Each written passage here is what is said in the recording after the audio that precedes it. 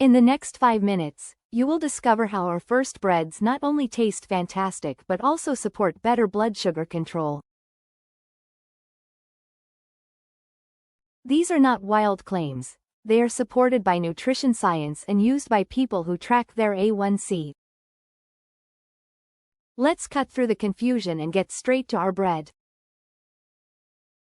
Bread is a breakfast staple, and you may have it in your kitchen right now. However, if you have diabetes, eating and choosing that morning toast in the wrong way can quietly wreck your blood sugar before your day even begins. The best sprouted grain bread. Many diabetics are starting to choose sprouted grain bread, although it's still unclear what exactly it does for blood sugar levels. The special part is that because the grains are sprouted, the carbohydrates break down more slowly and gently, resulting in a glycemic index between 36 and 45, which is significantly lower than most commercial breads. This means your body has more time to react without experiencing a sudden spike in blood sugar levels. However, let me ask you this. Have you ever had a bread breakfast that felt healthy, yet nevertheless raised your blood sugar, which is precisely why knowing this bread is vital to actually making a difference? Despite being one of the greatest breads for diabetics, it doesn't work like magic. One slice of sprouted bread typically contains 3 to 5 grams of fiber, which slows digestion and helps balance the glucose response in type 2 diabetes. This is important because 2 slices of it can still raise blood sugar if they are not paired correctly. Let's examine the fundamentals of sprouted bread and how to make it beneficial for your health. Insulin response is the most important factor for type 1 diabetics. Since the carbohydrates in sprouted bread break down slowly, insulin timing can be a little trial and error. Some people may need to delay insulin by 10 to 15 minutes, while others require a partial dose early and the rest later. Fiber also helps good gut bacteria thrive, which improves inflammation control and overall metabolic function. In studies, people who increased their fiber intake to over 25 grams per day saw fasting glucose improve by nearly 10%. Finding what works for your particular time is more important than doing it incorrectly. Insulin resistance is the main factor in type 2 diabetics, and this bread plays a long game here. Research indicates that even with lower glycemic bread, insulin needs often remain close to 80% of what you'd need for standard bread. Tell me, have you ever adjusted your insulin dose based on food timing and felt more in control?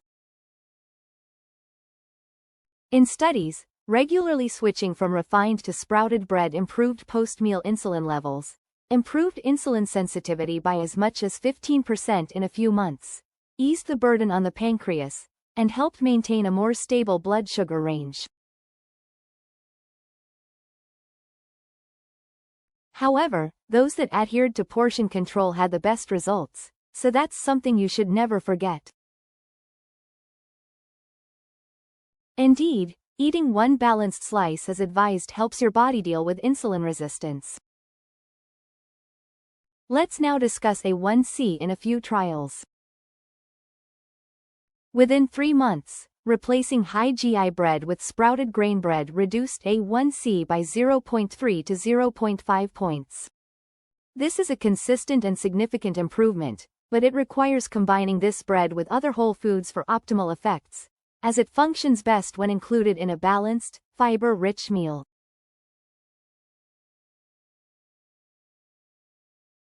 If you're doing everything correctly and your A1C has been constant for months, is it time to check what types of carbohydrates are still entering your body?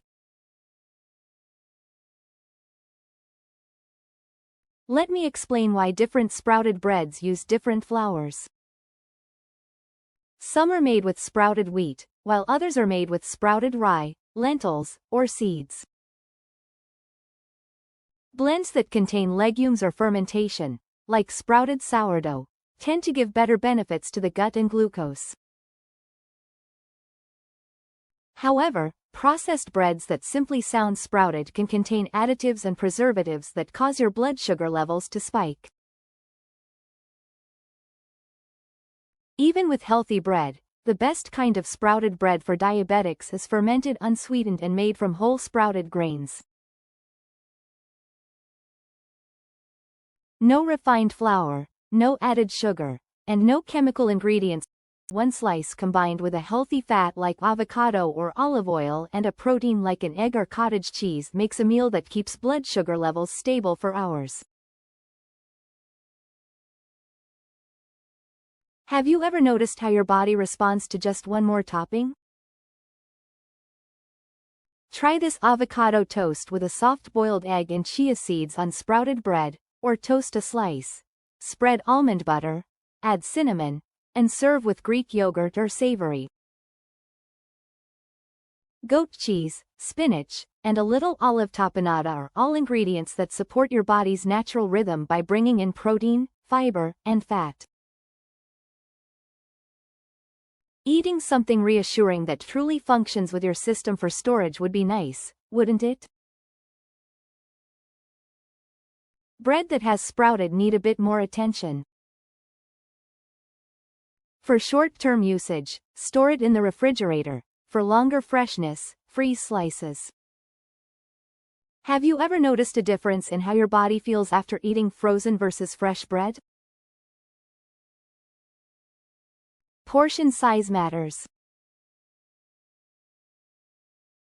Toast and frozen slices retain their texture better and may even have a slightly reduced glycemic impact due to retrograded starch. When combined with protein and exercise, one slice is frequently sufficient. 2 slices may cause blood sugar levels to rise more than they should if consumed alone. A typical slice has 80 to 100 calories and 12 to 15 grams of carbohydrates. However, bread only contains 4 to 5 grams of protein. Do you frequently consume bread by itself without considering how to balance it? Examine the ingredients. For sweetness, honey, agave fruit puree, or molasses are still frequently used in sprouted breads. Even tiny amounts of these can add up. The full ingredients list of your favorite bread should always be read beyond the front label because even natural sugars raise blood sugar levels quickly.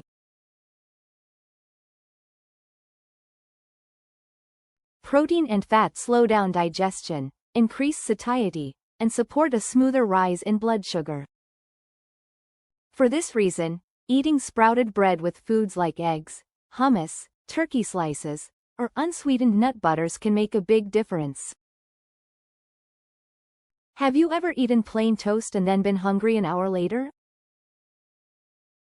Even though sprouted bread may be easier to digest, it still contains gluten unless otherwise noted. If you notice joint stiffness, brain fog, or digestive problems, you may be reacting to the gluten. Lastly, some breads, even the healthy-looking ones, use dough conditioners or shelf life extenders like calcium propionate. These may not directly affect sugar but can affect gut bacteria that play a role in inflammation and insulin sensitivity. If your numbers are stuck and you haven't made any obvious changes, could the ingredients in your daily bread be contributing to your insulin sensitivity? Since diabetes is difficult to manage and many people don't even know how, consider what you have in your kitchen today. A small change to your bread can actually change how your mornings feel or how stable your blood sugar stays. If you have any questions about this, please share them in the comments section. We are all diabetics and should support one another. One good question or response can improve your life and the life of someone else. Now, let's move on to the second low-carb tortilla recipe. Similar to sprouted bread, low-carb tortillas are quickly becoming one of the most popular bread substitutes for diabetics nationwide, although it's still unclear how they truly impact blood sugar levels.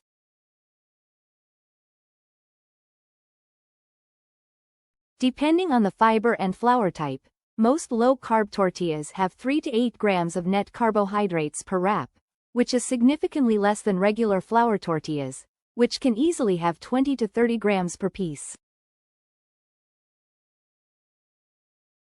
However, the low-carb label does not always imply that the tortilla is blood sugar friendly unless the ingredients and combinations are appropriate. We need to dig deeper because not all tortillas are made equal. Let's break this down the same way we did for bread. What makes a tortilla truly low-carb and diabetes supportive is the fiber-to-carb ratio and the type of flour used. Have you ever switched to a keto tortilla and still felt exhausted, hungry, or spiked afterward? Some of the best ones use resistant starch from tapioca or green banana, which adds bulk without putting glucose into the bloodstream. For example, if a tortilla has 12 grams of carbohydrates but only 8 grams of fiber, your body only uses 4 grams, which is known as net carbs. Other top ones contain oat fiber, flax seed, or almond flour, which slows digestion and improves satiety. For type 2 diabetics, this balance is crucial. A tortilla that provides you with both fiber and protein can support post-meal glucose and lower insulin demand. Have you recently checked the fiber content of your tortilla, or have you simply accepted the prominent low-carb text on the front? Timing and predictability are crucial in type 1 diabetes, as many low-carb tortillas digest more slowly than regular bread, delaying the release of glucose. This can make timing insulin boluses a little challenging.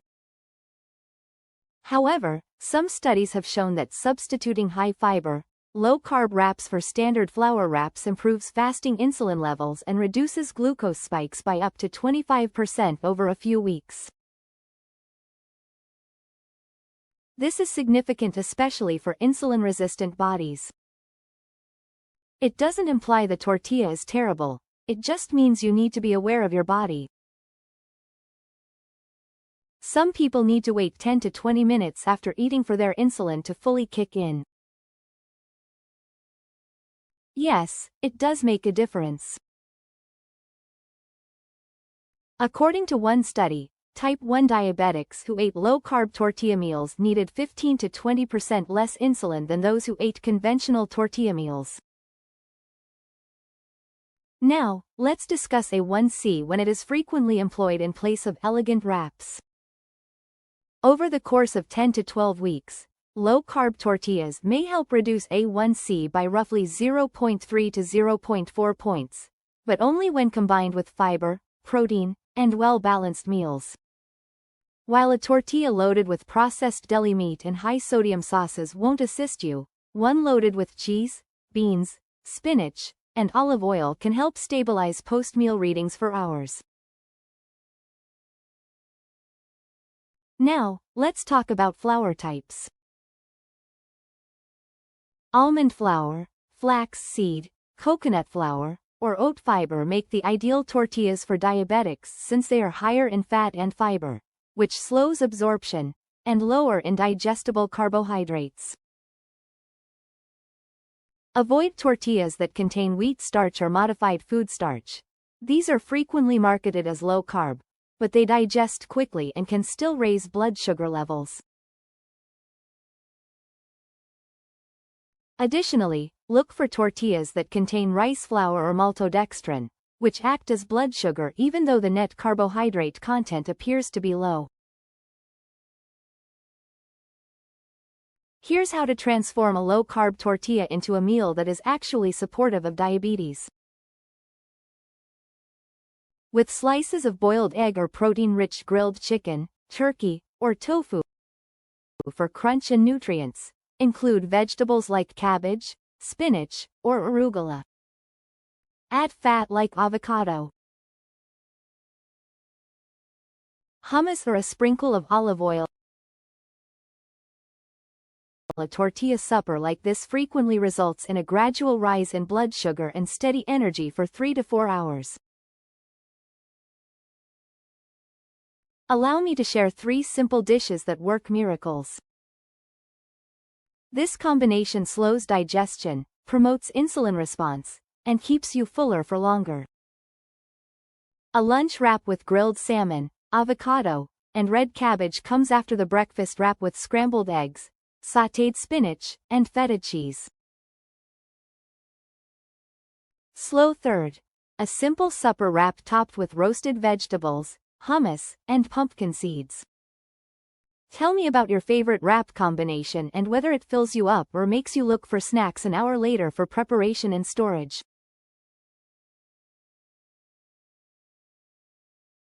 Each of these meals maintains net carbs under 15, promotes muscular health, and regulates blood sugar. Low-carb tortillas are simple to prepare. Once opened, keep them sealed in the refrigerator and use within a week for the best texture. You can also freeze them with parchment paper between each one to prevent sticking, and you can microwave them lightly for 30 seconds on each side to soften them without burning them.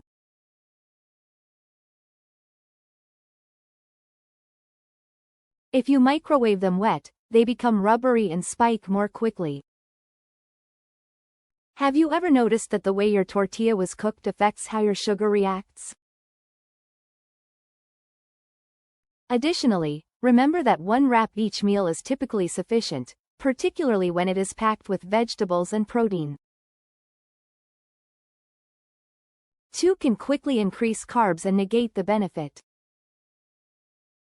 The majority of low-carb tortillas contain 50 to 80 calories, 5 to 7 grams of protein and 3 to 8 grams of net carbohydrates. Examine your label carefully to see if you are paying attention to the portions or relying just on the size. Be wary of any hidden components. Many tortillas contain gums, fillers, or sweeteners like sucralose or maltitol. These can help some individuals experience gas, bloating, or glucose surprises, so if your numbers increase for no apparent reason, look for those artificial additives and don't be duped by sugar-free labels.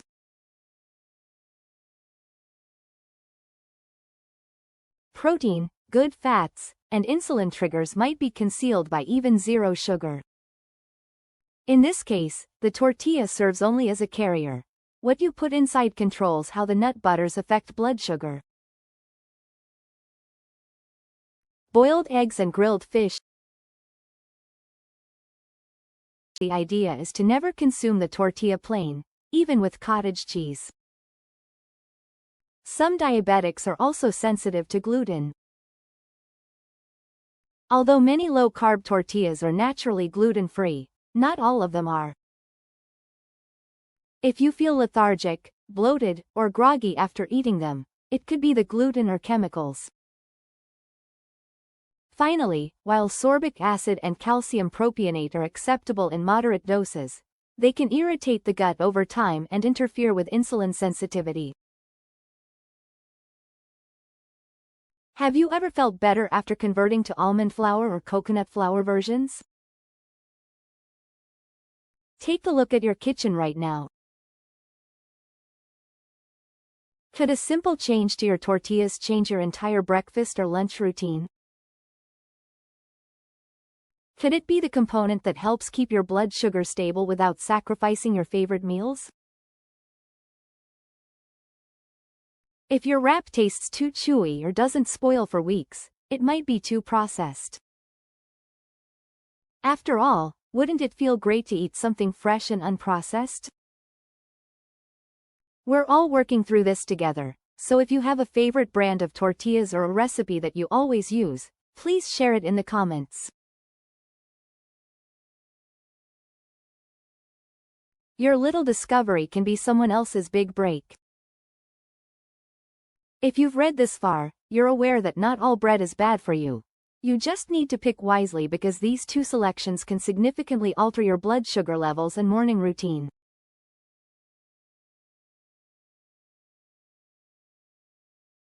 Try them out and monitor the impact they have on your numbers. If this helped you, hit the like button, subscribe for more practical diabetes advice, and share this with someone who's still afraid of toast. Remember that everyone's bodies react somewhat differently.